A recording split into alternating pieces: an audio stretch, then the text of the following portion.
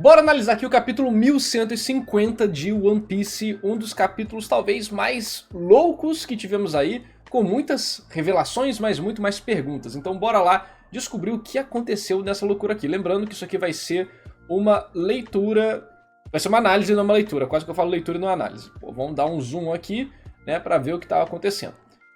O capítulo é a continuação de um momento muito específico, que foi a aparição da incorporação de Imu, né? Então, a gente pode ver aqui que a gente tem uma apresentação em página dupla. Isso é relativamente incomum, tá? Para uma história abrir assim. Não que seja estranho, mas é incomum, então acho que vale a pena citar. Você não vai encontrar isso acontecendo muito assim, né? E a gente vê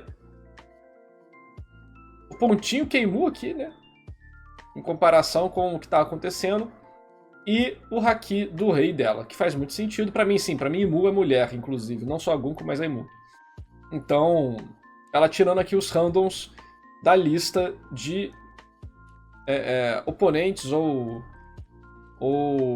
né, inconveniências. Ó, vai até o castelo aqui, tá vendo? Vai até o castelo, bem longe. Valeu, Elcio, tamo junto, obrigado pelo apoio. Então, o que acontece que é basicamente... Os gigantes são bucha, né? Porra, os gigantes são uma decepção, mas enfim. A gente tem a apresentação dos personagens. Eles falam literalmente o que está acontecendo, pra quem pegou aqui, tem aquela recapzinho eficiente, bacana, né? É engraçado que o tio do bar não tem nome, né? O tio do bar, meu pai foi jogado no submundo. É porque não é necessário você apresentar o nome do personagem, tá? Você falar, Hendris, meu pai foi que... Você nem sabe quem é o personagem, o rosto dele tá tapado, tio do bar acaba virando narrativamente uma escolha melhor. E menos informação pro leitor ter que guardar. Então é uma boa decisão do Oda. Micro decisão, né? Estou falando de curiosidade. Vamos lá. Eu acho que uma das coisas mais doidas vai começar a acontecer aqui, né? Porque a gente tem a forma dessa dominação, dessa possessão, e é um demônio mesmo. É isso. É o demônio. É o demônio da perspectiva cristã, né? Visualmente, né? Que a gente tem em pinturas e coisas do tipo. O tridente, o rabinho espetado e a asa. O que eu acho disso? Acho neutro. Acho neutro. Asa de morcego, né? Acho neutro. Não acho nem irado e não acho ruim. Como One Piece é uma obra muito criativa, eu sempre espero alguma coisa meio fora da caixinha. Vamos ver o que vai acontecer. Né? Então, eu preferiria se Imu fosse feito de tinta. A gente tem aquela teoria maluca, né, de o poder de Imu ser a tinta. Pique alguns outros personagens aí que tem na ficção. Eu acho que seria interessante, porque ela reescreve a história, ela fala que ela apaga a história. E o Roberto também já falou umas teorias disso. Mas temos aqui o demônio. Talvez seja só a forma que ela tem na hora de possuir os outros. Enfim, ela dá um xingo aqui no Kirigan, que fala sobre os pesadelos que a gente estava comentando, né? Que os pesadelos foram basicamente inúteis nessa dominação de Elbaf. Não que elas tenham sido inúteis de verdade, tá? Mas, tipo, narrativamente eles não tiveram destaque, não fizeram nada que impactasse a história, fora, tipo, atrasar personagens, né? Mas o que eu acho mais interessante dessa página, além da própria Imu, é o fato de que ela, de fato, que ela usa círculos de magia, né? A gente já viu círculos de magia aparecendo em One Piece algumas poucas vezes. E... sempre com a conotação demoníaca, tá? Por exemplo, quando invoca um Brook no pré-time skip e coisas do tipo. Aqui ela usa esse círculo de magia quase como um portal mágico que invoca qualquer coisa que ela quer, né? Então, ela que invoca 2 tipos de canhões para atirar nos gigantes. E aí o Kirigan fala, né, que a morte não existe no mundo dos sonhos, os pesadelos continuam aparecendo sempre, certo? Então, opa, eu fui para a página errada. Vamos voltar aqui, que voltar à página individual. A gente vê aqui os Mugiwaras parados sem conseguir fazer nada. Só a Robin tá tentando fazer algo, o resto tá meio que tipo, tanto faz. Essa é uma coisa que me incomoda, sinceramente, como que os personagens principais de One Piece hoje em dia têm quase que menos personalidade do que os personagens secundários. Tipo, não personalidade, acho que essa é a palavra errada. Mas os personagens secundários de cada arco, eles têm muito mais agência no arco do que os personagens de One Piece. E a agência em si não é uma característica positiva ou negativa. É uma coisa interessante, né? Que pode ser executada.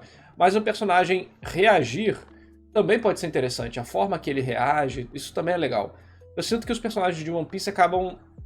Quando não é o arco deles, tipo aqui, Elbaf. Elbaf é o arco de quem? É do Usopp? É do Brook? É da Robin? É de nenhum deles? Fica. Você vê que, tipo, o Jinbei, né? A gente comentou dos outros capítulos. Pô, um personagem super bacana que eu adoro. Ele vai lá e. Ah, vou apagar o incêndio. Aí depois eu vou lutar contra a Gunko. Ah, off-screen. Ah, morri. Entendeu? Então, assim, acaba que você vai desvalorizando gradativamente o personagem. É um ponto que os fãs podem ficar um pouco revoltados. Uma vez ou outra, não tem problema. Mas, quando isso acontece constantemente, tipo o Jinbei, que não tem nenhum momento irado, de verdade, impactante, que move a trama, ou que ele reage de uma forma intensa, desde da Big Mom, de quando ele foi apresentado, surfando no Sunny, né? Então, eu fico um pouco incomodado com isso, porque eu sinto que eles só estão aqui. Eles só estão aqui. Eles estão aqui, ó. É isso.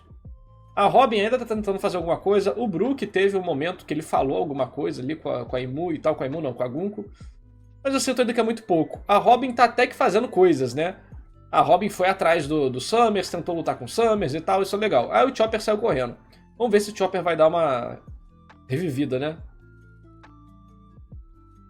Aqui não é nem questão deles se tornarem fantasmas, não é nem questão de flanderização. Flanderização a gente já comentou várias vezes, está acontecendo mesmo. Mas o Oda consegue...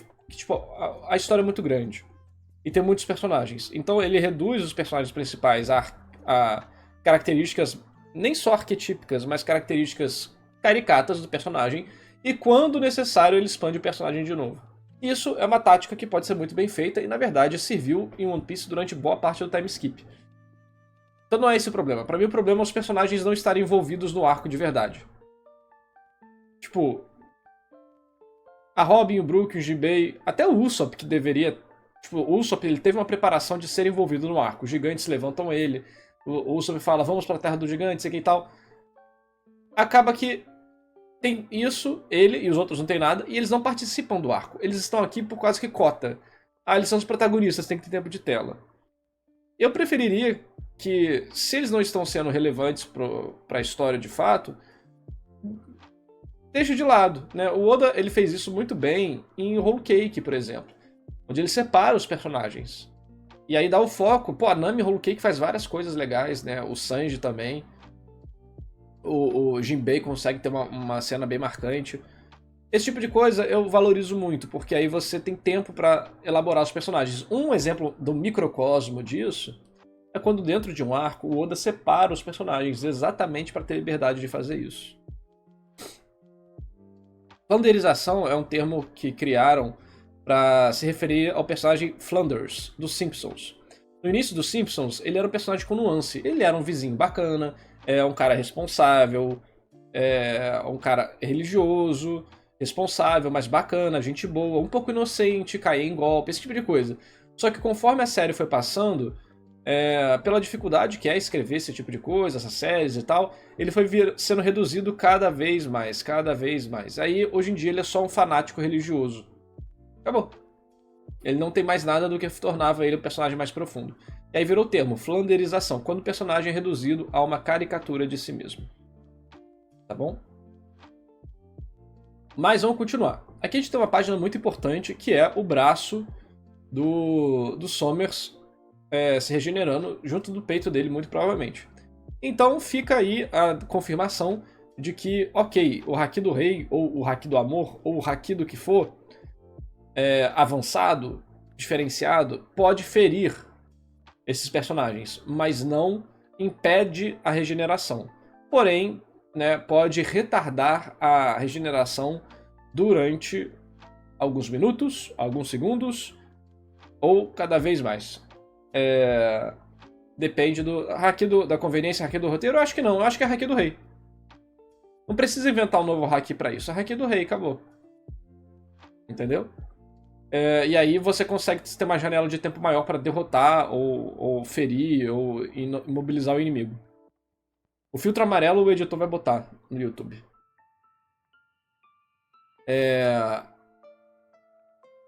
E aí, a Imu fala um negócio interessante. O problema é, com quem iremos negociar usando esses pirralhos como iscas, se eles não têm rei? E aí a Imu faz um negócio que é o seguinte. Vamos pular aqui. Ela transforma todos os gigantes em servos. Aí eu te pergunto, se a Imu podia fazer isso desde o início dessa ilha, não vou nem falar antes da história, porque tem 1001 desculpas pra ela não fazer isso antes da história. Mas se ela queria que Elbaf agora, nesse dia, 10 horas atrás, por exemplo, se tornasse subordinada a ela, por que ela enviou 4 cavaleiros sagrados pra um puta plano complexo do carai, se ela podia só chegar aqui e transformar a ilha toda em demônio evoluído, poderoso, submisso? Porque literalmente todo o plot até esse ponto é jogado fora. Ela fala, ai, como que a gente vai negociar com essa ilha se eles não têm rei? Então eu vou transformar todo mundo lá no meu escravo. Ô, mas porra! O que você queria negociar então? Aí vai entrar questões de suspensão de descrença. A gente tá falando, tipo, eu gostei do capítulo, tá? Antes que venha a gente chata no comentário e falar, ai, narrador, você é muito hater de One Piece. Eu gostei do capítulo, achei que foi um capítulo explosivo. Mas algumas coisinhas me saltaram os olhos, tipo isso. Será que vai ter alguma explicação? Ou então simplesmente foi o roteiro, né? Porque isso foi um negócio muito intenso. Existem vários tipos de conveniências ou descrenças que a gente não liga. Mas esse foi tipo, eles enviam um monte de cavaleiro real pra fazer um plano super complexo, sendo que tudo isso poderia ser resolvido no estalar de dedos pela vilã principal. E não é questão que a vilã principal... talvez a gente vai descobrir que a vilã principal estava ocupada com outra coisa antes. É uma possibilidade, mas teremos que descobrir. Mas não importa muito essa questão de lógica interna. Porque o que parece pro alguns leitores, que outros leitores vão gloob-gloob no Oda, né? Então não tem mais o que fazer. Mas para alguns leitores que vão resolver refletir um pouco sobre isso, eles vão falar, pera, mas se teve toda essa questão emocional que estava sendo construída, isso aqui pode ser considerado por alguns meio que uma traição de expectativa. Ou uma traição de drama. E você fala, pô, será que foi um drama só artificial para termos os dramas dos capítulos? E no final, nada disso que a gente viu acontecendo realmente importava? Porque no final, uma personagem chega, estala o dedo e faz tudo? Então, essas são coisas que podem gerar questionamentos, tá? Mas eu não acho que isso atrapalhe o capítulo, não, tá? Eu acho que o capítulo tem muitas coisas positivas pra gente comentar além disso. E é o seguinte. Vamos lá. A gente vê parte do poder de Mu, pelo menos, né? E ela usa um livro de magia. Novamente, ela consegue invocar coisas. O livro de magia tem uma estrela de 5 pontas aqui. Não dá pra ver muitos detalhes do livro, mesmo aproximando. Fica tudo borrado. E ela consegue invocar aqui uma arma gigante, uma escopeta gigante e uma faca. A faca ela usa pra apertar no dedo do Dory, do Brog, nunca sei quem é quem, mas eu me pergunto.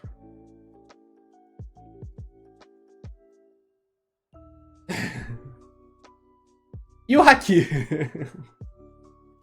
Eu não gosto de pensar nessas coisas, porque o drama de One Piece é muito mais importante do que tudo isso. Né? No caso, a faca é mágica. Acabou. Ignore o Haki. Porque existe o sistema de magia em One Piece, que é apresentado pela garotinha que pinta. E ela usa magia, ela não usa nem a Haki nem a Akuma no Mi. Que é muito interessante.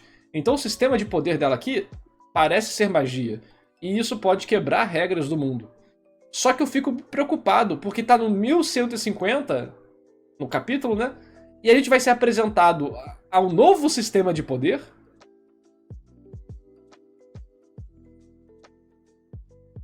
Isso me deixa um pouco assustado.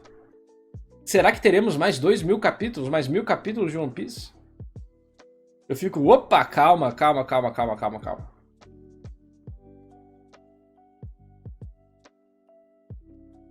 Talvez os gigantes sofram alguma coisa com o pacto e Mu não queira desperdiçar eles. Tem um monte de e se. Mas uma história, quando você tá lendo ela semanalmente, ela vai viver muito de teoria, claro. E esses questionamentos que eu tô fazendo vão ser só determinados mesmo quando eu ler o arco inteiro. E aquele negócio, todo mundo fala, confie no Oda. E vamos confiando, vamos confiando. Tamo confiando, tamo confiando. Mas o risco desse tipo de situação é que você, no semanal, você pode ficar, porra. Tá, então esquece o que aconteceu antes. Foca aqui agora. Isso é complicado, isso é complicado. É difícil de fazer. E o Oda tem muito mérito. Mas vamos falar de coisa boa, vamos falar da TechPix, que é a Imu. Pra mim, a Imu foi o destaque desse capítulo aqui, obviamente, acho que todo mundo concorda com isso. A gente viu aqui o círculo de magia dela, realmente parece ser ou é uma Akuma no Mi da magia, ou é um sistema de poder diferenciado mesmo. E aí vem, né, a parte que ela dá ordens pro Brog, ou Dory, nunca sei quem é quem, e ele vira um demônio. E depois o mesmo acontece com o outro, e depois vários outros. A gente tem esse exército aqui de demônios. Eu achei isso, assim, assustador em One Piece, no sentido de, mano, o que diabos está acontecendo? Ao mesmo tempo que tem todas essas questões que eu falei, eu não posso negar que é interessante. Pra onde essa caralha de história vai? O que vai acontecer? Esses últimos capítulos, eles têm um baita mérito de serem completamente imprevisíveis. Elbaf tá fazendo tudo diferente do que as pessoas imaginaram que ia acontecer. É Imu aparecendo, é painel,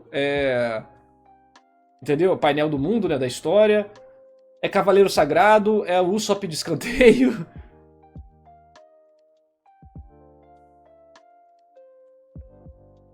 Então, assim, isso tá muito doido. Será que a gente vai ter o nó final que vai amarrar tudo junto? Eu espero que sim. Então, a gente teve respostas. A gente teve respostas sobre o que é o poder de Imu, parcialmente, pelo menos, que é a magia de não só conceder poder, mas possuir pessoas. Ela possui pessoas. E, pô, a mãozinha dela... A Gunko tinha unha pintada? Eu não lembro se a Gunko tinha unha pintada. Se a Gunko não tinha unha pintada e a Imu tem unha pintada, é mulher. Pelo menos o corpo é de mulher. É isso. Aí, narrador, eu sou homem pinta unha. Foda-se. A representação clássica visualmente de tudo que tá acontecendo é de ser uma mulher. Não mostrou as mãos da Gunko?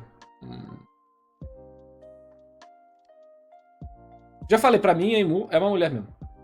Daqui a 72 horas o Usopp vai reagir. E aí, lembra que ela ataca com uma seta preta, né? Eu achava que era tinta, mas na verdade é o rabo dela, né? Ela tem um rabinho de demônio. Então ela atacou com aquilo, mas o rabo dela ali, ela, tipo, se esticou e tal. Ela não parece estar presa a muitas regras desse mundo, né? E a magia que ela usa é uma magia bem padrão. É tipo, magia demoníaca genérica de anime e mangá. Vamos ver o que vai ser em One Piece, se vai ser isso mesmo ou algo além, tá bom? Eu acho que isso aqui vai gerar muita teoria e vai se conectar com várias outras teorias da magia One Piece, porque isso, no meu vídeo do mural, eu falo sobre a questão da alma e da relação da alma com os poderes do mundo de One Piece, e de você se alimentar de almas para ter poder, ou energia, ou algo do tipo. E aí a nota do tradutor aqui, que é bem interessante, fala sobre o Crow poder ser um monstro alienígena que pode controlar energia, que veio de um livro chamado Black Destroyer. Se a referência for o caso, a minha teoria das almas fica mais forte ainda, que é a minha interpretação do painel, para quem não viu, e foi diferente da interpretação de todo mundo, basicamente, que fez vídeo sobre o painel. Então, ainda mais pelo fato de ela conseguir possuir a pessoa e ela fazer essa virada aqui. E olha só, o braço dele fica arrancado, regenerando, ou não, a gente não sabe, né? Se tá regenerando. Mas o bicho fica realmente incorporado com magia, né? Agora, será que eles podem voltar ao normal? E será que Mu tem controle total sobre ele? Se ela quiser falar, vire farelo, pá, igual ela fez com Saturno, será que ela consegue? Ou Saturno virou pó porque ele era muito velho? A Gunko tinha unhas pintadas assim, no capítulo 1136 mostra. Tá bom, então a Gunko tinha unha pintada, tá aí registrado, não é necessariamente da Imu, então a teoria da Imu mulher fica não tem essa parte, remova essa parte. Assim, a One Piece tem isso, né? Ele mostra uma coisa, mas ele bota 1 milhão de perguntas ao mesmo tempo. E aí, outra coisa muito interessante, que a galera até já comentou no Twitter e tal, é que é o seguinte. Em One Piece, agora vai começar a parte interessante da live, tá? Quem quiser marcar nos comentários, tipo, o Big Brain tá aqui, sabe? Tipo, o destaque da live, quem vê no vídeo, marca o tempo pra quem não tiver paciência de ver até aqui, porque a gente tava comentando sobre o capítulo. Marca assim, você vai querer ver essa parte. Alguma coisa do tipo, né? É o seguinte, nos meus 3 vídeos de Dressrosa, eu falo sobre o Mandato dos Céus. O Mandato dos Céus é um documento /conceito /perspectiva chinesa, que também existe no Japão, sobre o rei justo, o rei merecedor de ser rei. E quando o rei é um mau rei, ele perde o Mandato dos Céus. E quando você perde o Mandato dos Céus, um monte de desgraça vai começar a acontecer. E quando isso acontece, é legitimado pelo povo destronar o rei, porque ele não tem mais o favor dos deuses para continuar governando. Porém, esse tipo de coisa nunca foi usado direito pelas pessoas, mais pela realeza, para dar golpe de estado, essas coisas. Mas o conceito existe, e está dentro da ficção. E aí eu falo nos meus vídeos de Dressrosa sobre o Mandato dos Céus e sobre a diferença dos bons reis e dos tiranos. A diferença de rei e tirano em One Piece, né? Em One Piece o rei bom é o rei e o rei mau é o tirano. E a gente vê isso muito no rei de Dressrosa e no tirano de Dressrosa, que é o Doflamingo. Mas essa simbologia é apresentada durante a história toda de várias formas possíveis. Claro, chegando eventualmente em Luffy como rei dos piratas e Imu como tirana que governa o mundo. O Luffy como rei dos piratas buscando a liberdade total e não ser preso por nada e não prendendo nada a ele, né? Não prendendo ninguém. E Imu buscando o controle total do planeta e tendo poderes até de quê? De subjugar a vontade ou a alma dos outros. Então, a gente vai ver isso em um ano também. Por exemplo, com o Oden representando um rei verdadeiro, né, o bom rei.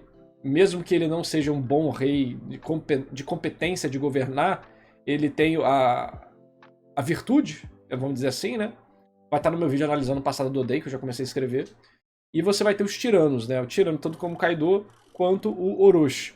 E eles vão acabar representando na história de One Piece essa questão de o bom rei é o rei que ele não obriga as pessoas a se juntarem a ele. As pessoas se juntam a ele porque elas veem nele alguém bom, ou alguém corajoso, alguém inspirador, alguém que elas querem seguir. Enquanto um tirano, ele vai conseguir seguidores pela força, por subjugar os outros, pelo medo. E o bom rei, em One Piece, ele vai trazer a questão de... ele não quer ser rei por vontade própria. Ser rei acaba sendo uma vocação ou um chamado, porque você é o único que pode fazer aquilo. É fazer aquilo ou ver quem você ama sofrer. Logo, você se torna o rei para evitar com que isso aconteça. Enquanto o tirano, ele quer ser rei por ser rei. É porque ele quer comandar, ele quer controlar.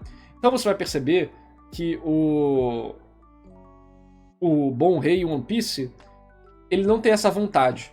Só que ele é... as pessoas botam ele nesse pedestal. E ele fica nesse pedestal e serve as outras pessoas. O bom rei em One Piece vai servir. Ele vai dar uma direção para as pessoas, ele vai proteger as pessoas, ele vai dar um sonho para as pessoas, ele vai ser um modelo para as pessoas. Enquanto o tirano, ele vai ser servido, né? Ele vai remover a liberdade das pessoas, ele vai remover a esperança das pessoas, ele vai fazer tudo isso. Como a gente pode ver isso bem claramente em One Piece? O Oden é uma figura que traz muito disso no flashback dele. Porque o Oden, ele nasce herdeiro e ele abandona tudo para viver a verdade dele. Mesmo que essa verdade seja caótica e problemática. Ele não se importa com nada, ele não se importa em possuir nada, em dormir em um lugar algum. ele simplesmente vive a vida dele pela aventura. Tanto é que ele desiste do teste do Barba Branca pra entrar pra tripulação, porque ele vai salvar a Toki. E mais importante do que entrar pra tripulação, não era só a questão da virtude, mas também era a jornada, a aventura. E aquilo fazia parte da aventura.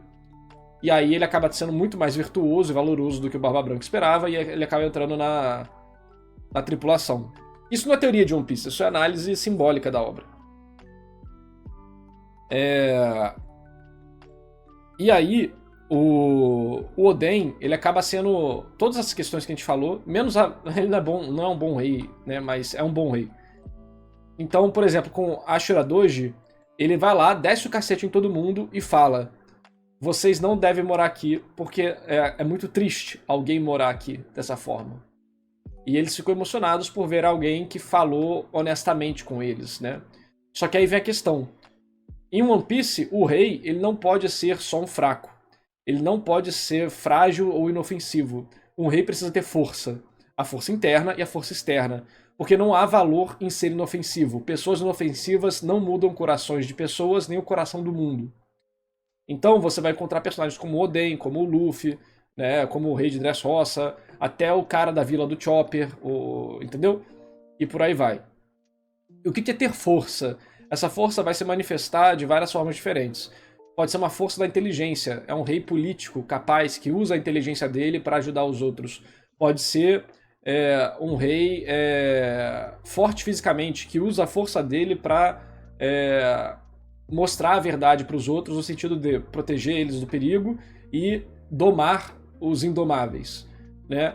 E outros tipos de força que você pode ter, a força econômica, enfim.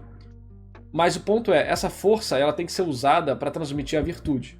E aí você vai ter no próprio Oden a força bruta dele, indomável, domando outros indomáveis. Então é o Kinemon, que fala que vai dar a vida pelo Oden, é o Ashura Doji, e por aí vai. Por quê? Porque o Oden, ele é forte, ele subjuga os outros pela força, durante aquele conflito específico, ou seja, ele quebra a barreira de resistência, ele quebra o muro, e aí ele mostra a moral dele. A moral dele de eu vou te dar o que você precisa, não porque eu quero algo em troca, mas porque é o certo a se fazer, porque eu quero. E aí o Ashura Doji fica, pô, o cara deu tudo que a gente precisava sem pedir nada em troca, fica emocionado e vira vassalo do Oden. Só que, se alguém chegasse pra falar com o Ashura Doji é muito triste você morar aí, não more aí. O Ashura Doji é, sei lá, sequestrar o cara, saquear o cara. Se alguém chegasse com o Ashura Doji falando, Ashura Doji, tome dinheiro, saia daí. Provavelmente ele ia conseguir esse dinheiro, e se saísse de lá e não assaltasse o cara, ia gastar tudo em bebida e mulher. Por que a parte da porrada é importante? Porque a parte física, ou a econômica, se for um rei economista, um rei governante, né, administrador, ou a parte intelectual, se for um conflito político, ou um debate mais, né, mental, enfim. A manifestação física desses elementos é importante para dar, né, materialidade ao que os personagens sentem e acreditam. E isso vale na vida real mesmo. Vocês já ouviram a frase: ações valem muito mais do que palavras. Então, a pessoa que estava com aquela visão de mundo dramática, vivendo de uma vida onde tudo que falaram para ela era lixo, ela nunca vai subjugar a palavras, mesmo que sejam palavras honestas. Então o Oden vai lá e resolve isso na força. Ele derrota todos eles, mostra misericórdia, não matando eles. Mostra bondade, reconhecendo que eles estão numa situação ruim, e entrega o que eles precisam para viver uma vida boa. Só basicamente falando, pô, não faz mais merda. E isso faz com que o personagem mude, porque ele vai ter um choque de realidade. Então isso é um bom rei em One Piece, basicamente. O Ashura Doji é o gordão, alto pra cacete dos bainhas, que tem um cabelo... Ele é tipo ele é um triângulo gordo.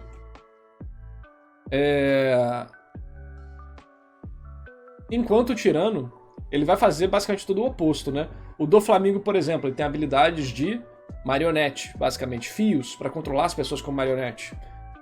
Você vai ter a Imu, com poder de passar poder para os outros e dominar eles mentalmente de alguma forma. Você vai ter a Big Mom, que coleta a alma das pessoas e faz com que a alma eles sejam vassalos dela. Você vai ter outro grande vilão de One Piece. Vamos pegar aqui. Não é o grande, mas o Moriá. Ele controla a sombra das pessoas, né? Então, o Arlong controlava a liberdade das pessoas da vila. Entendeu? Então, todos os personagens importantes, vilões de One Piece, não todos, mas quase todos, acabam tendo essa questão de a remoção da liberdade, o que é algo natural de você se encontrar em histórias, mas em One Piece isso acaba sendo um tema um pouco mais importante por todas essas questões que a gente falou. E aí o Luffy, ele vai como libertador, o Crocodile controlava o país inteiro através de mentiras, né, através da água, enfim. Ele era mafioso, né? E toda essa questão, o Enel controlava os outros pelo medo do julgamento divino. E por aí vai. Você vai ver que sempre vai ter alguma coisa assim. É natural que, tipo, personagens malignos tendam à tirania ou à loucura. Né? É normal. Não é todo mundo, mas é normal. Ainda mais One Piece que trabalha com ilhas, que são países e governos e tal. Mas aqui acaba sendo um elemento interessante da gente avaliar, porque... acho que a música tá um pouco alta, né? Porque Luffy sempre quis ser o rei dos piratas, e ser rei dos piratas é ser o homem mais livre do mundo. Então é natural que tudo em volta dele, como o Luffy tem um arco estático, ou seja, um arco onde o mundo tenta quebrar a verdade dele, mas ele mantém a verdade dele mudando as pessoas à sua volta, que esse fosse um conflito natural e importante.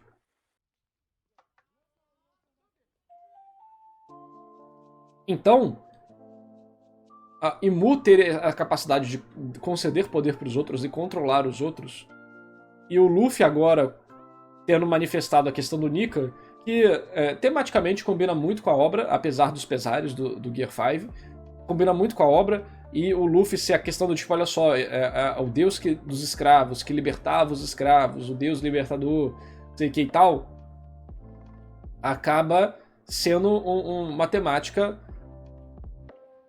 muito clara nesse ponto para as pessoas, acho que todo mundo percebeu isso, mas tem uma camada mais importante, que é tudo isso que a gente falou do Rei Bom e do Rei Mau.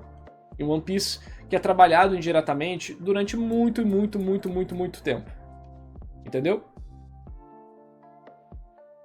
Você acha que tem chance da Imu ter controlado o Loki para matar o pai? Não, ô Zoro, foi exatamente o contrário. Pra mim, o que aconteceu foi o seguinte: Imu usou o poder no pai do Loki e nos guardas. E o Loki teve que matar todos eles porque eles estavam malignos do mal. E por isso que Loki é considerado traidor, mas ninguém viu o que aconteceu, que foi exatamente isso aqui. Eles viraram demônios. É a minha teoria.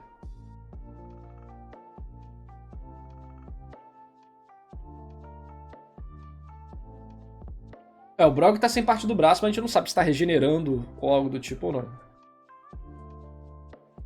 Então, no círculo mágico dentro do castelo, né, eles usaram pra fazer o transporte. A gente não sabe se serve pra mais de uma coisa. Mas pode ter sido o círculo mágico que fizeram pra Imu aparecer lá, por exemplo. Ou outro capacho que tem essa habilidade ou algo do tipo.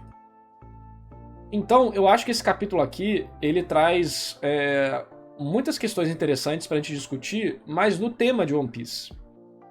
E narrativamente ele é um capítulo muito simples. Muito simples. Ele apresenta a vilã. Ele dá algumas informações sobre ela. A gente tem informações contextuais sobre coisas que estão acontecendo. E ele move a trama. É isso. Ele não tem tipo, uma super construção complexa nem nada. Ele é muito básico. Mas eu acho importante ele ser básico. Porque é um momento muito importante de apresentação de coisas novas. Quando você está fazendo essas apresentações importantes, idealmente você não vai fazer muitos focos no capítulo ou, né, umas maluquices. Você vai se mantendo básico para as pessoas focarem onde importa, que é na Imu. E aí, com tudo que a gente falou, eu acho que ele se torna um capítulo bacana simbolicamente, um capítulo bacana teoricamente, né, de caraca, o que vai acontecer, teorias e loucuras. Mas eu fico com um pé atrás ainda que é exatamente... Eu sinto que os últimos capítulos de One Piece, apesar de serem capítulos que possam ser individualmente bons, eles são capítulos que vivem de hype. Esse aqui eu acho que é justificado e que é mais profundo do que todos os outros que a gente viu. Pela questão simbólica que finalmente foi representada. Mas todos os capítulos estão sendo só, tipo, coisas, entre aspas, sem emoção. Não que você não sinta emoção, mas a história não usou as técnicas que o Oda normalmente usa pra construir emoção pros personagens, pra biblioteca, pro drama, pra tudo. E a gente tá tendo a apresentação de vários antagonistas que não tem conexão nenhuma com o arco e fazem maldades com pessoas que mal foram apresentadas na obra. Tipo, as crianças e tal. Apesar do que a Rhonia chorando foi a melhor parte do capítulo passado pra mim. Retrasado, agora eu não lembro.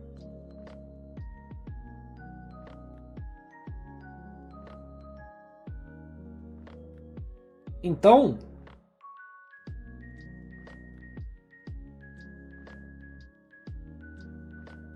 eu gostei desse capítulo. Por vários motivos que a gente já comentou aqui. Mas eu estou preocupado com esse arco. Está sendo um arco que vai só jogar um monte de informação na nossa cara. Parece que rushado, acelerado. E várias grandes coisas vão acontecer emocionalmente na história e eu não vou sentir nada. Esse é meu medo, entendeu? Então vamos... Não, isso aqui não é a Big Mom, mas é a mãe do garoto, pô. É a mãe do garoto que ele imaginou como um monstro. Então vamos lá. Quantas páginas foram? 1, 2, 3, 4, 5, 6, 7, 8, 9, 10, 11, 12, 13, 14. Capítulo pequeniníssimo. Porém, o Oda administrou muito bem. Percebeu a diferença de uma outra vez que a gente fez uma análise de um capítulo de 14 páginas? Que eu pessoalmente li, fiquei, nossa, que capítulo estranho, tá muito... Aqui não, aqui foram 14 páginas muito bem conectadas, simples, eficientes e que trazem um grande momento pra obra. Tem contador no link? Eu não confio em contador do link não, tá? Desculpa. Porque, por exemplo, pra ele isso aqui é uma página. Isso aqui é uma página. Tá vendo? 3, 4. Mas não é, são 2.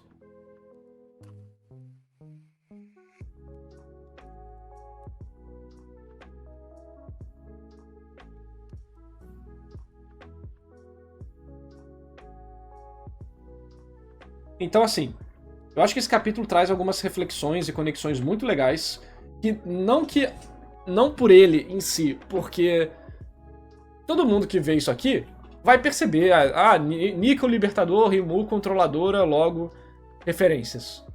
Mas eu acho que esse é um aspecto muito mais profundo em One Piece que é manifestado desde quase o início da história. E esse é tipo o ápice de tudo isso, né?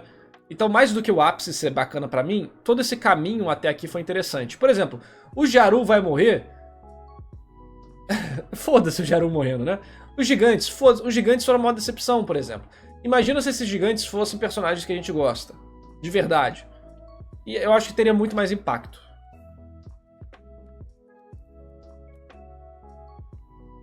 Então, assim, capítulo simples, eficiente, bacana.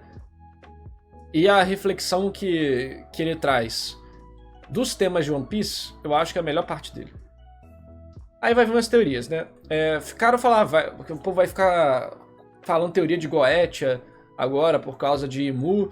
Eu acho que não, foi um sistema de magia genérico até esse ponto, a gente não sabe como é que vai ser. Tipo, magia demoníaca padrão de ficção.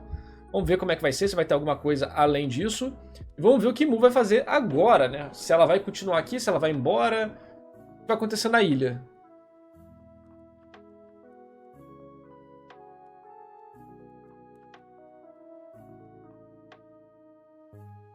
Pode ser uma Akuma no Mi do Akuma no Mi, sei lá, entendeu? Akuma no Mi do Akuma, enfim.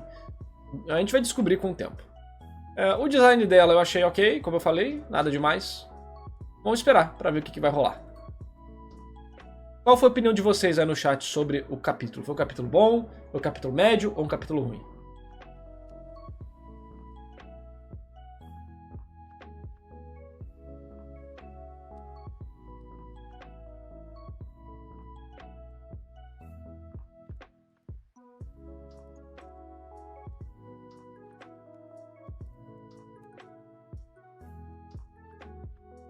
A maior parte gostou, né? Eu também gostei. Alguns acharam mediano, mas eu gostei. Eu achei que desses últimos aí foi um dos melhores, tá? Eu achei que ele foi interessante pelas revelações, principalmente, assim, em questão de trama apenas, né? Pelas revelações que ele traz e pelo como ele anda com a obra. Tipo, você não pode negar que a história vai andar. A história vai andar e coisas estão sendo reveladas e apresentadas, o que é muito importante. Será que isso é o Oda querendo acelerar pro final da história? É o medo de todo mangá, né? De todo fã de mangá, que é o final rushado, o final acelerado. Falando a real, acha que tem alguém aí que consiga bater em Imu atualmente? Eu acho que as pessoas deveriam esquecer essa ideia de que Luffy vai enfrentar Imu ou que eles vão derrotar Imu na porrada.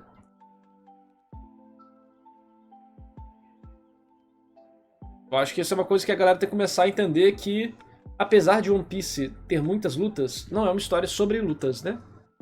Então não é porque Imu é a mais poderosa do mundo que o Luffy vai lutar contra ela. Eu acho que ela pode ser derrotada por um esforço coletivo, até pra mostrar uma diferença simbólica, né? Porque assim como Imu controla os outros, ela não confia nos outros, por definição. Se ela confiasse nos outros, ela não precisaria os controlar. Enquanto o Luffy não controla ninguém. Logo, tudo que acontece em volta dele, ele confia. Porque ele confia nas pessoas. Então, ter uma batalha entre a força de muitos versus a tirania de um, eu acho que é muito mais simbólica e interessante do que o Luffy modo Nika divino Gear 6 versus Imu, entendeu?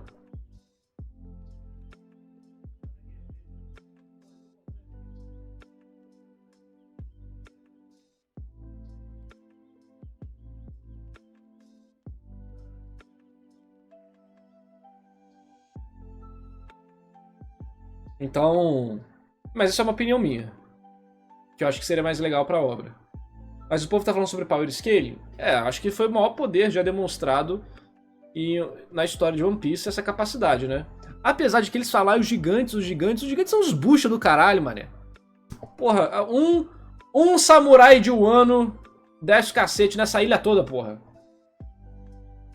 Um Kinemon gripado desce o cacete nessa ilha. Ou o Mr. Tree do início da história vence de todo mundo ali. Porra, só tem bucha nessa ilha, cara. Não tem um personagem decente. Narrativamente power scaling, né? Só o Loki. Porra.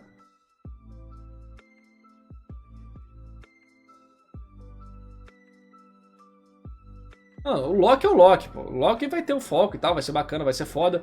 Mas, caralho, o nego fez um hype de 50 anos pra essa porra dessa ilha.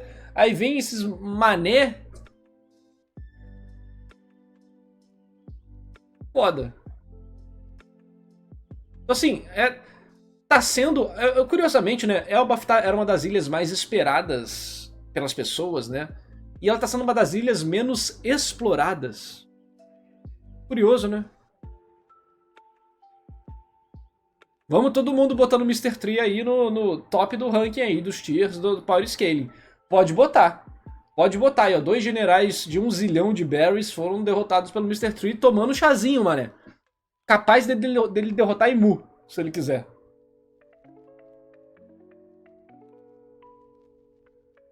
Pode todo mundo pedindo perdão.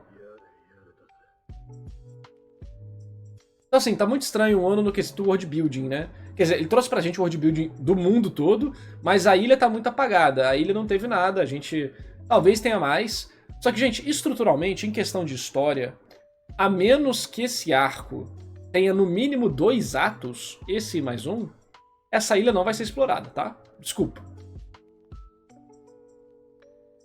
Se a gente não tiver um final dessa situação, por exemplo, Rei Jaru. Jaru não, desculpa. É o Barbudo lá. É Jaru? Agora eu não lembro. É o Jaru. Barbudo morre, Jaru morre. Imu vai embora, mas eles conseguem resolver a situação. Tipo, acaba o tempo de Imu, que vai ser uma das coisas.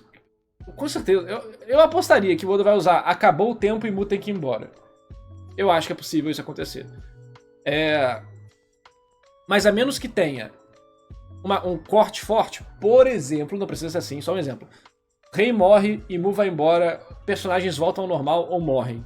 E aí tá todo mundo muito triste. Agora eles têm que pedir ajuda do plano celestial. E aí eles viajam pra parte de cima da ilha, onde tem os gigantes fodas, de fato, os gigantes Aesir, né, um Odin, um Thor, e o Loki seria tematicamente associado a isso, né? E aí tem os gigantes pica, e aí a gente vai conhecer aquele mundo, e aí alguma coisa vai acontecer. Se isso acontecer, eu acho possível, ó, a gente vai ter a exploração da ilha e tal. Mas se isso não acontecer, se, tipo... Porque o drama tá apontando, tipo, pra onde? Esse que é o negócio, é a imprevisibilidade desse momento de One Piece. Tá doido, eu não posso falar o que vai acontecer. Eu não sei o que vai rolar. Mas, se a gente continuar nesse drama por muito tempo, a chance de explorar o arco diminui, porque não tem como você explorar a ilha, no caso, né? Não tem como você explorar a ilha com Imu, Cavaleiro Sagrado, criança chorando, Luffy com o Loki vai voltar e vai se curar, vai vir lutar com a Gunko, entendeu?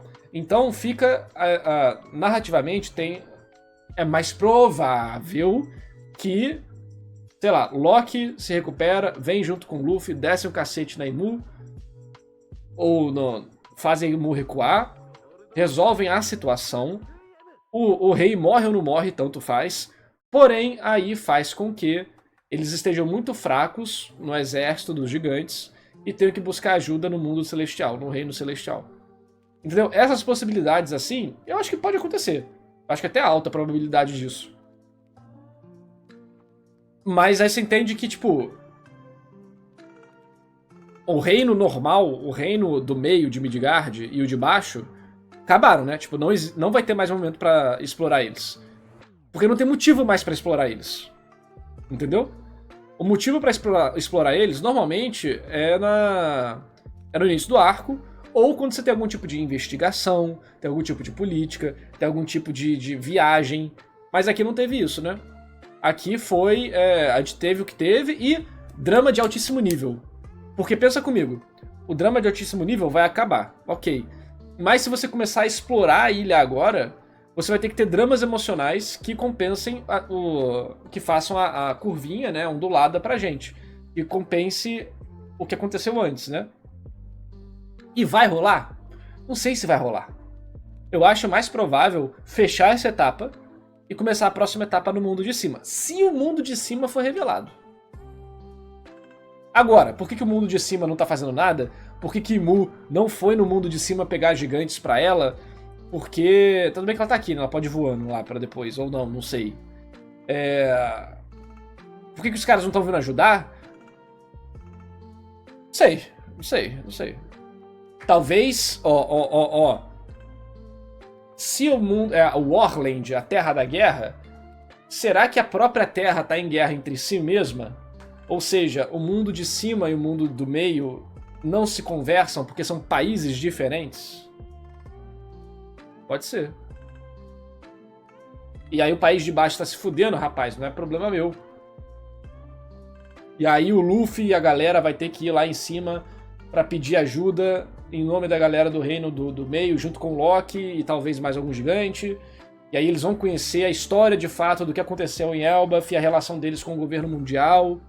E aí vai conseguir encontrar outros gigantes top. A gente vai descobrir com quem que o Loki tava falando no telefone, que tava lá no Reino Celestial, nessa teoria. E aí... Que eles nunca se viram, mas eles conversam e sabem da vida do outro. E aí... Ela é a princesa do Reino Celestial e ela vai casar com o Loki e finalmente unir os outros. Os dois reinos, eventualmente. Não agora, mas vai acontecer. Tá, a fanfic tá feita aqui, ó. A fanfic tá feita. Deixa aqui nos comentários, você gostou da fanfic? É canônico? É canônico ou eu tô surtado? Depois que o Oda me copiar, vou querer royalty, ok? Ah, o cabeçote falou, pra mim é isso aí, ó. Tá confirmado então. Confie nas mentiras do narrativando. Evandro confirmou já. O Oda tá vendo a live, pois é, né? Então é uma possibilidade, né? Mas assim, enfim, o que eu quero dizer com ela é, eu acho muito difícil esses reinos serem trabalhados mais. Porque a gente teve um gancho de trama muito forte. A menos que tenha um gancho emocional muito forte pra acalmar o movimento das coisas e a gente poder explorar mais. Mas, por exemplo, vocês queimaram existe espaço, por exemplo, a Robin tá olhando a biblioteca queimada, aí ela conversa com a professora fala a história de Elbaf. Isso pode acontecer? Pode. O nível de legal que isso vai ser vai depender de como vai ser executado. Enfim, eu acho que esse capítulo ele trouxe mais coisas legais pra gente conversar de fora do capítulo do que necessariamente da análise narrativa dele. Até porque a análise narrativa de capítulo semanal, vocês vão descobrir por que eu não queria fazer, né? Eu já falei porque eu não queria fazer. Porque todo capítulo semanal é a mesma coisa, narrativamente. Não é a mesma coisa, mas eles são muito parecidos. Porque a estrutura de engajamento semanal é muito específica. E aí, os autores eles vão botando gotinhas de coisa em cada capítulo. Quando a gente lê um capítulo, não tem como a gente definir as coisas. Por isso que uma análise narrativa funciona melhor com um arco inteiro. Porque aí você vê como o autor separou um pouquinho em cada capítulo e como aquilo se conecta em um arco maior. Mas, semanalmente é bom pra gente discutir várias coisas e aprender porque, por exemplo, uma pessoa pode não gostar de uma parte, de outra, e aí eu trago coisas que aconteceram nos capítulos passados, enfim, pra tentar ilustrar. Ah, você não tá gostando muito dessa parte aqui porque você não tá conectado com os gigantes. Você não tá conectado com os gigantes porque isso tá rolando. E por aí vai. Perguntaram onde é que tá o Vegapunk. Eu falei, olha, o Vegapunk não vai lutar. Ele nem serve pra isso. E tá ótimo ele não lutar. O que eu acho que pode acontecer é... Como que eles vão tirar a Imu daqui, se Imu é tão poderosa? Pode ser o Luffy? Pode, mas se já chegar o Luffy e o Loki aqui e derem um sacode na Imu, ou vai ser um truque, ou vai acabar sendo aquele negócio de... Pô, será que a grande vilã já vai perder moral assim em combate tão cedo na história? Eu acho que não. E aí o que pode acontecer é... O Vegapunk chegar com alguma invenção que ajude a retornar os gigantes ao normal, ou que faça com que Imu tenha que recuar. Sei lá, vai chegar com um aspirador de pó que suga a sombra da Imu, sabe? Enfim, me diz aí o que você acha, quais são as suas teorias, dá like no vídeo e se inscreve no canal.